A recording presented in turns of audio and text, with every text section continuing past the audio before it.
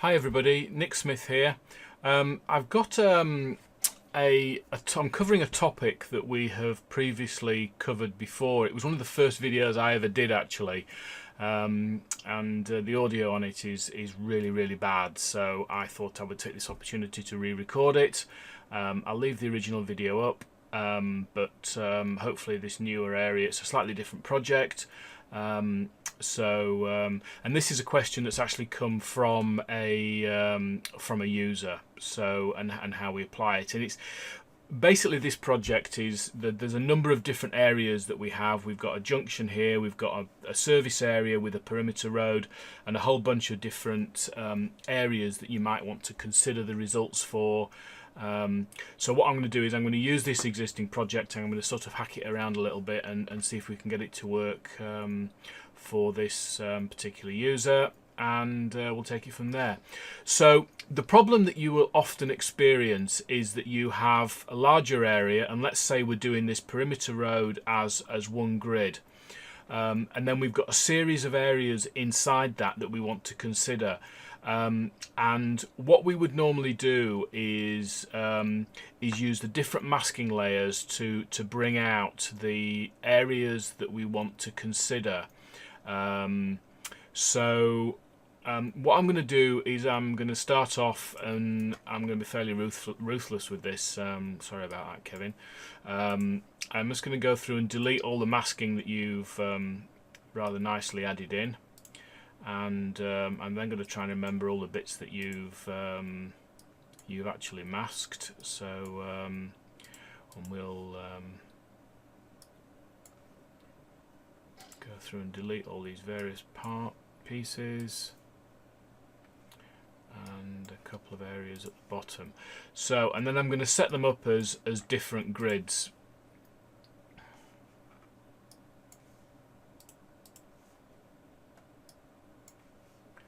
Okay, so we've taken the drawing back to the original layer, to the original calculation area, and then what I'm actually doing is I'm going to go through and delete that grid.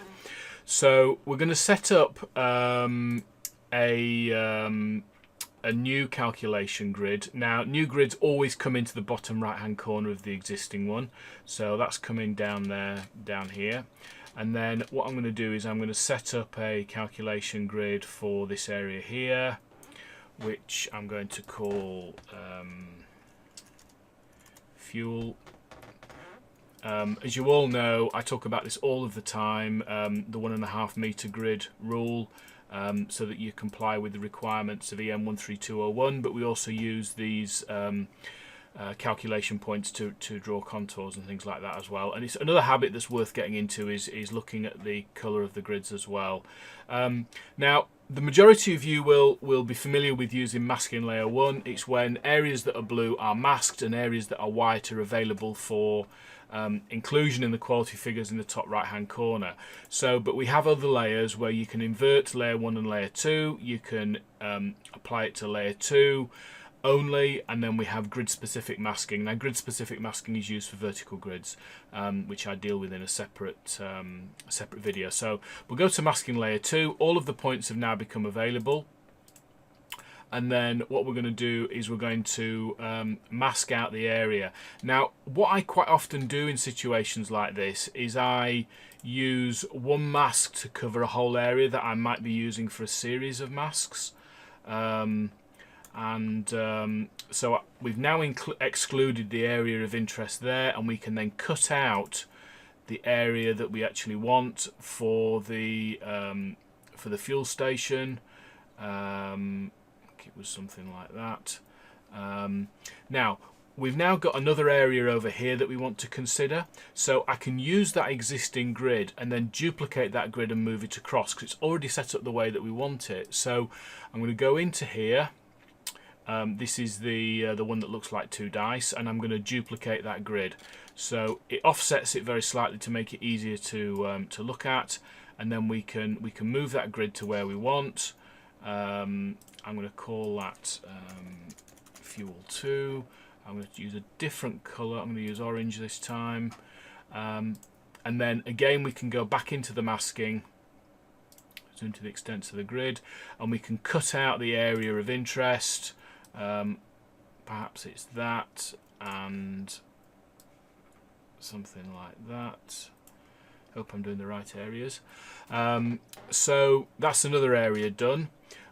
We've got 2 or 3 other areas. We've got an area, a parking area here. We've got another area down the bottom here, another area over there. So I'm going to create a new grid. Again, go in and specify the area of interest. Perhaps something like that. I'm being really specific about the area here because it might not quite work in this way. Something like that. Okay. Again, change it to masking layer 2. We do the 1.5 meter thing with the grid. Let's go with 35 points. No, let's go with 40. Okay. Again, change the grid color. And then I'm going to cut out the area of interest. I'm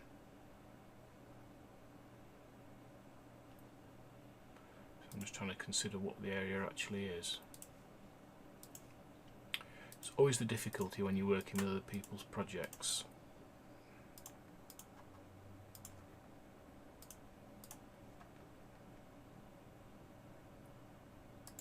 Go to there, and we'll just take that back and go to there, and then right click to finish. Points, results.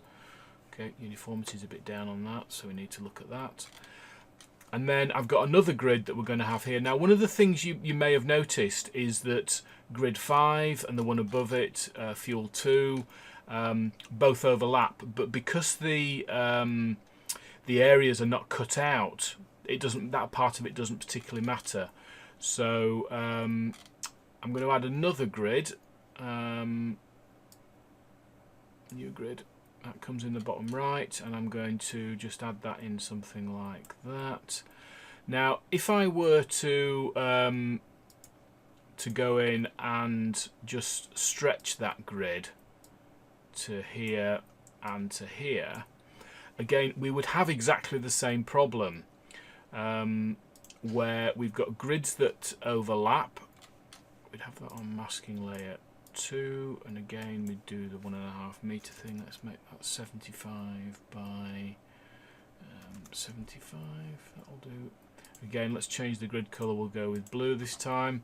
So you can see this is already starting to cut into the parking area that's up here, and we can sometimes fiddle around with calculation areas by twisting them and rotating them. So what I'm going to do is I'm going to rotate this grid. I'm not sure this is actually going to work, but hopefully you'll see the point. We can twist the grid around to try and make it fit to the area so that the 2 areas of interest that we're going to cut out don't overlap. Something like that.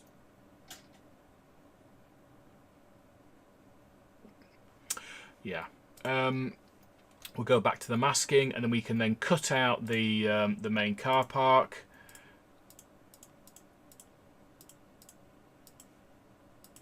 Something like that.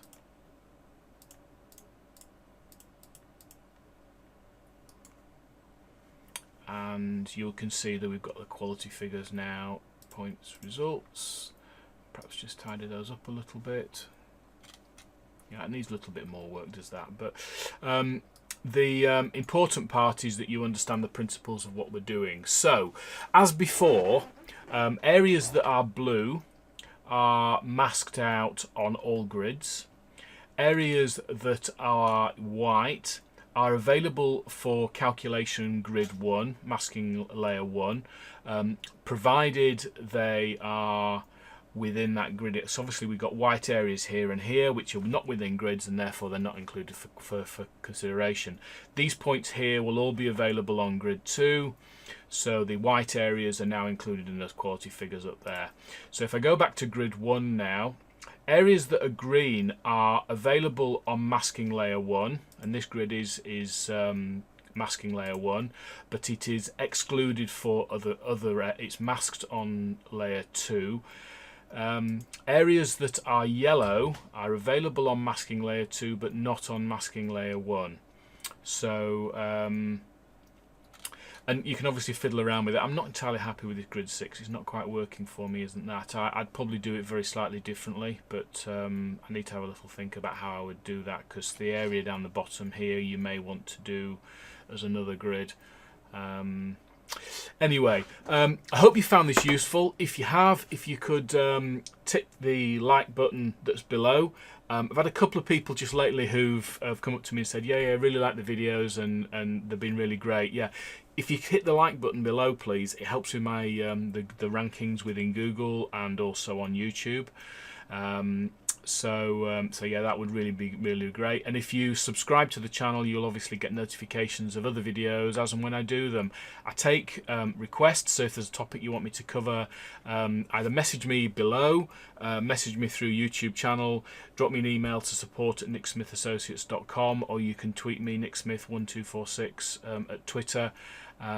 If you have any questions, exactly the same areas, support@nicksmithassociates.com, and we will I'll try and deal with those as quickly as I can. Thank you very much for watching. I hope you found it useful, and I'll catch you in the next video.